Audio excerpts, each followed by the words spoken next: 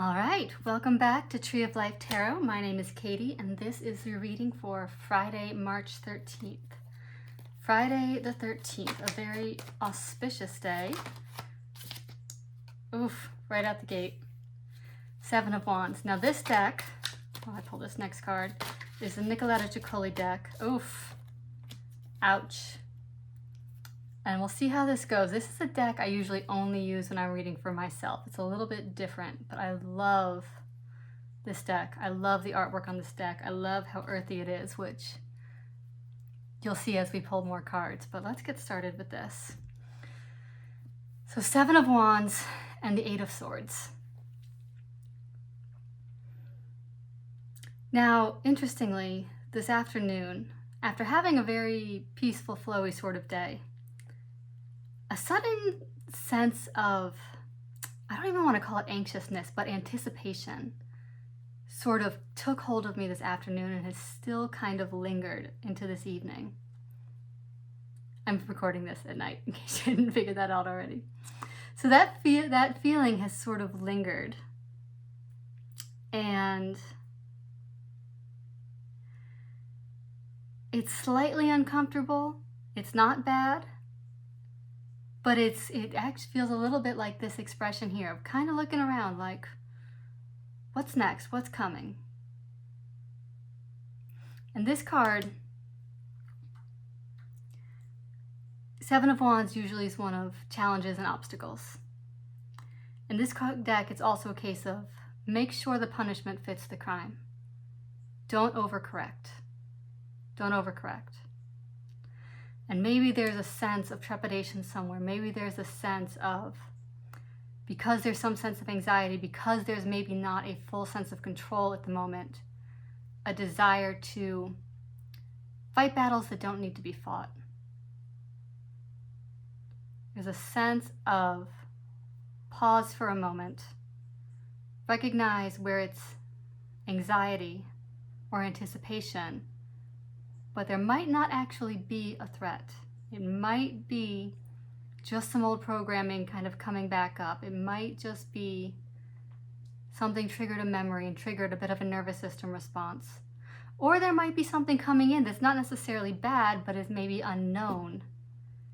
And there's some apprehension and a bit of a desire to make a mountain out of a molehill, to see it as a greater challenge than it actually needs to be. So let's go ahead and pull our first five cards. That one wants to come out. Oh, we've got Five of Swords in reverse. This one wants to come as well. Ace of Pentacles again. We've seen that one a lot this week. Good Lord. That Four of Pentacles. Nine of Cups. And oh, I love this card so much.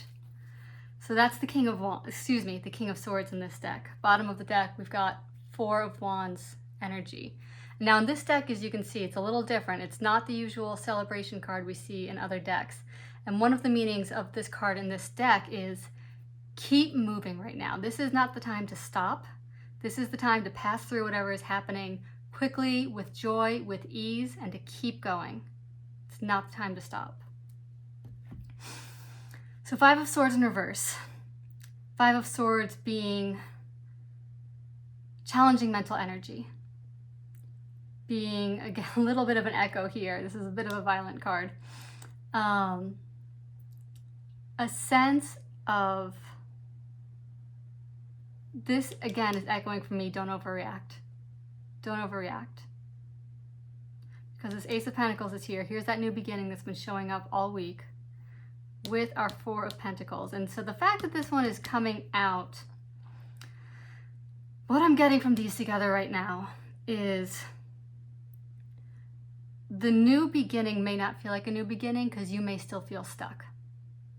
You might still feel stuck where you are. It might feel like nothing is moving. You might be holding on too tight to the ideas of something different when a new beginning is being offered right where you are. but it's still going to contain the familiar surrounding. It's still going to kind of be wrapped in this familiar package of what you know, some of which you already might have some baggage with. It might be a bit fraught and might be a bit challenging. So this is saying to me, just because you might feel a little stuck, or it might not seem like anything is changing, this tangible, this is pentacles, this is real world in the 3D, beginning is already happening. So you can let go of some of that mental tension. This is in reversed. Let go of some of that tension. Let go of those sort of animosities and those antagonistic ideas about what might be going wrong, what isn't working out, the struggles, you're kind of those petty grievances that kind of build up in our day-to-day existence with coworkers, with family members, with neighbors, with whatever's going on. Let those rest. Things may not look like they're changing, but this new beginning has begun. Now, these are two of my favorite cards in this deck. So this is the Nine of Cups, and this is clearly a card of indulgence, but in the best way of it's okay to relax where you are. It is okay. That rejuvenation is necessary to bring these ideas forward. She's writing here. She's imagining a whole world, and she is bringing it to life with the power of her pen, with the power of her own creativity. So this active rejuvenation will fuel this creation of your own world swirling all around you. So let's see what else. Someone wants to come. Oh, love this card as well. Eight of Wands, which we've seen a couple times this week in the other decks. Interesting how we've used 3 different decks this week, and there are a number of similar cards coming out. Two of Wands,